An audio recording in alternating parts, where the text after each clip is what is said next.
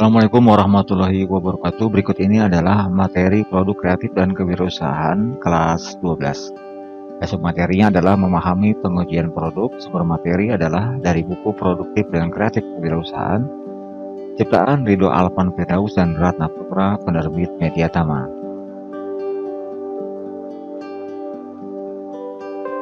Pengujian produk merupakan tahap yang penting dan merupakan tahap akhir pada siklus produksi massal.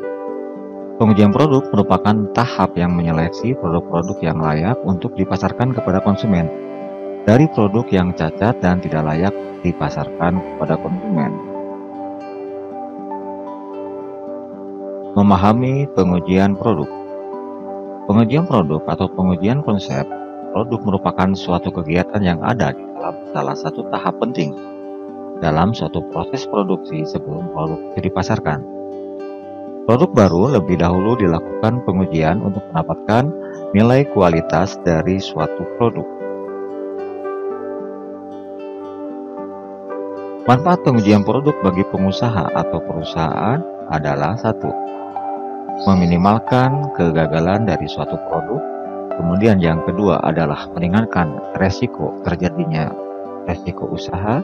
Kemudian yang ketiga adalah membuat ramalan penjualan masa depan yang lebih dipercaya. Kemudian yang keempat, pengujian awal terhadap berbagai alternatif rencana pemasaran. Manfaat yang terakhir, yang kelima adalah menambah percaya diri wirausaha dalam hal produksi dan pemasaran. Selanjutnya adalah proses pengujian produk.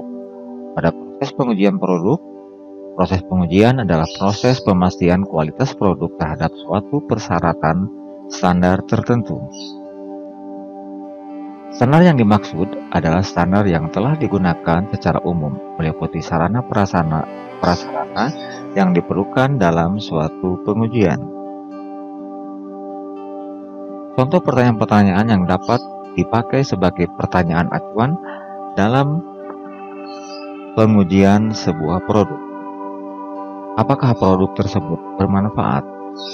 Kemudian, apakah produk telah memenuhi persyaratan? Bagaimana performa produk yang akan dipasarkan? Apakah konsumen menyukai produk ini dibanding dengan produk yang lain yang sejenis? Kemudian yang E, bagaimana tanggapan konsumen terhadap produk? Kemudian yang F, perbaikan apakah yang dapat diusulkan? Dan pertanyaan-pertanyaan ini bisa juga kita buat sesuaikan dengan pengujian produknya.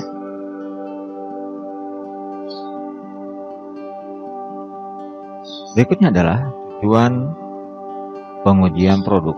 Pengujian produk dilakukan dengan tujuan-tujuan sebagai berikut. A. Memastikan persyaratan sertifikasi, regulasi, dan kontrak produk terpenuhi. Kemudian yang B, mengidentifikasi dan menemukan beberapa kesalahan yang mungkin ada. Yang C, sebagai alat demonstrasi produk.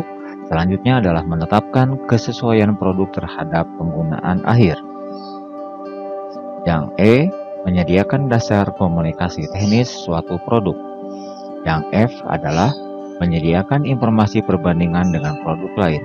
Tujuan yang terakhir adalah upaya menciptakan produk yang dapat dipertanggungjawabkan. Inilah tujuan-tujuan dari pengujian sebuah produk. Kemudian yang H, membantu memecahkan masalah terhadap kendala-kendala produk.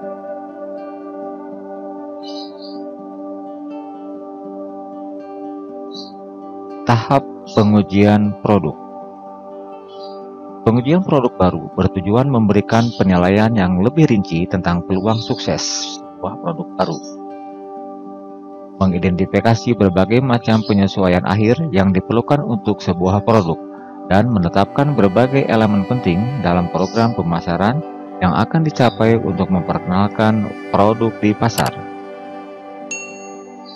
Secara umum, ada dua kegiatan dalam pengujian produk.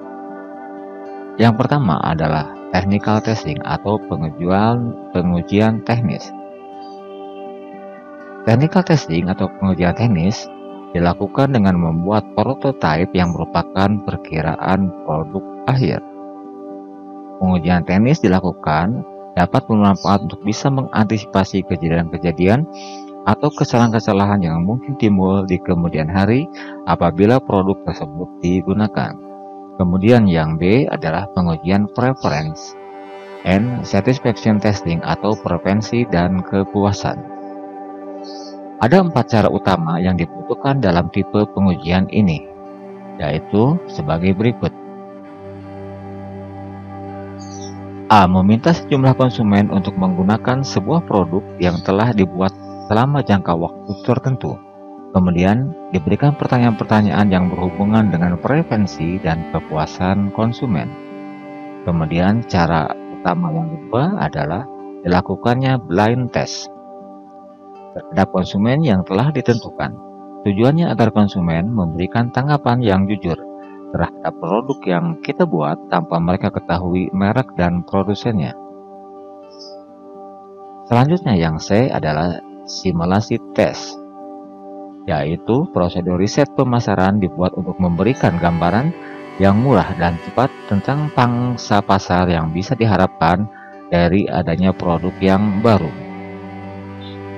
Kemudian yang D adalah test market atau pengujian pasar, yaitu perusahaan akan menawarkan sejumlah produk dijual di wilayah yang diharapkan dapat mewakili keseluruhan pasar yang nantinya akan dipasarkan secara menyeluruh.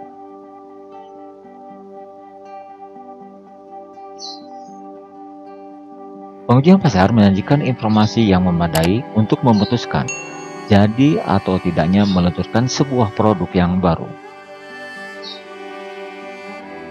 Setelah melanjutkan dengan komersialisasi, maka akan membutuhkan biaya yang sangat besar. Adapun keputusan-keputusan yang harus dipertimbangkan secara matang dalam menentukan tahap komersialisasi ini antara lain, kapan waktu dilakukannya pemasaran, kemudian kemana saja wilayah pemasarannya, dan kita pastikan kepada siapa saja calon konsumennya yang akan dijadikan sasaran. Kemudian yang terakhir, bagaimana cara melakukan pemasaran tersebut. Anak-anakku sekalian, itulah materi-materi bagaimana kita memahami pengujian sebuah produk. Untuk materi berikutnya adalah bagaimana cara menerapkan proses pengujian produk akan disampaikan pada pertemuan berikutnya. Terima kasih, sampai jumpa. Assalamualaikum warahmatullahi wabarakatuh.